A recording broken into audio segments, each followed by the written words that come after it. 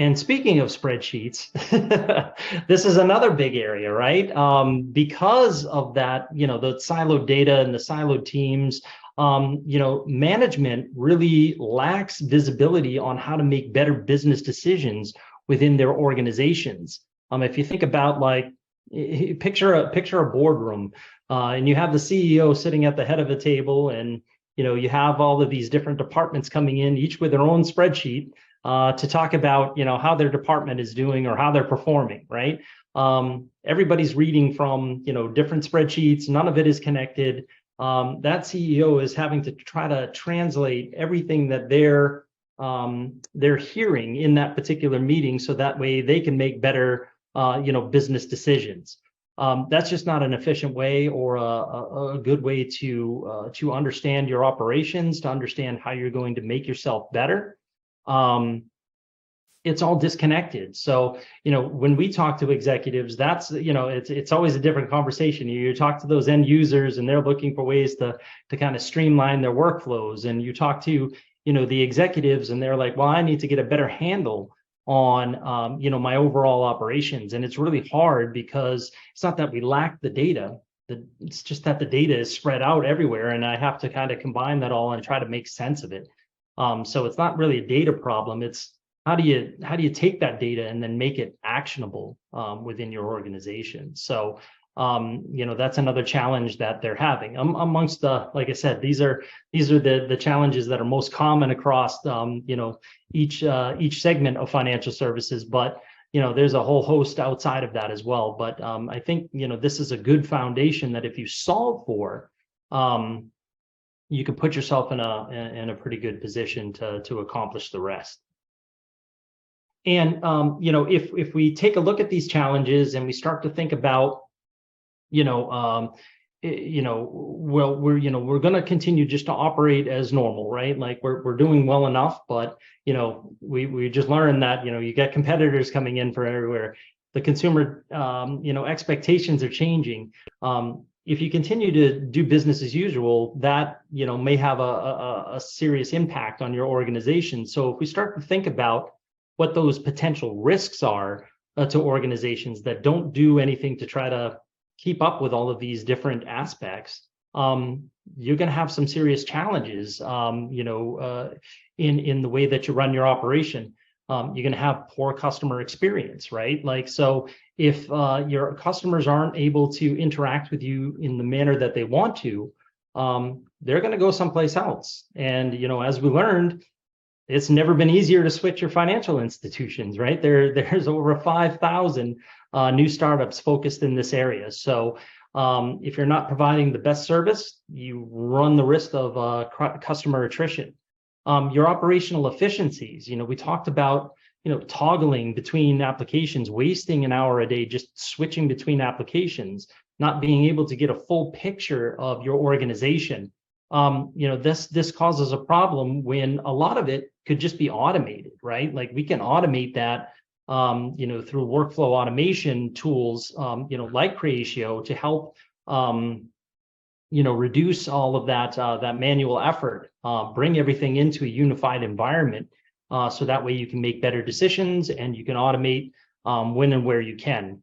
And if you also don't do that, you're going to start to fall behind the market because there are nimble organizations that will come to market with those services, provide that better experience for customers, and they will take market share. If they're taking your market share, you're not going to be able to expand and grow as an organization. You're going to remain stagnant, or even worse, you're going to start to have that customer attrition and actually start to lose business. So, these are some serious risks that, if you're not addressing those challenges, your organization, can experience. So I think with that, right, like, so if everybody's not, scared enough yet, but let's take a look at how we fix that, right? Like, how do we fix that? And, I'm going to turn it over to Blair to kind of talk about, the approach to, how do we analyze all of this and make, good decisions on technology and how to leverage technology to, to fix those challenges. Yeah, and now that we, like Erik said, now we know that risk of what happens if we don't. Now let's talk about how do we go build that next product. So the first thing that Nimble really focuses on when helping the transition into making a disruptive product is what is that product life cycle? A lot of people think when you go build, you have to spend a lot of time and you're going to have this one perfect idea and let me go make it and you're going to have customer adoption right away. But really, adoption happens in steps. So when we start looking at how to build a new product, we need to think about it in these three core steps. So starting out with problem market fit. So do we understand the user's problem? We need to get out there, and why we want to do this is going to be low cost, low risk. This is where a lot of the low-code, no-code platforms really shine. It's how do we go build something fast iteration cycle, get it in front of the user, make sure that they have this problem that we need to solve for them. Then once we know that problem, we move to the next stage is that solution market fit. We need to then validate that the solution that we're providing to those users is solving that problem. A lot of this is just leveraging third parties. It might not be something that can last in the long run as you start to scale it out. But in this phase, like I said, we want to make sure that solution is solving that problem, making sure that we get it right before we put a lot of time and investment in there. And also inside of this, we can start to test the different business models. Will they pay for it? What's free? Is there a freemium model? Different things like that. And once we start to validate that solution, then we'll move into product market fit, and this is validating that the users are willing to pay for that solution that solves their problem. And then once we start go into product market fit, that's when we'll start to do a lot more investment into the product, start to build out the different features, et cetera, and then really start to leverage, economies of scale. How do we start to with the amount of users that we have on there, how do we start to get the benefits of all the users and making sure that we're building the product in certain ways? So really identifying where an organization is or where a product is in these different stages is key to launching that next digital product. Mm-hmm.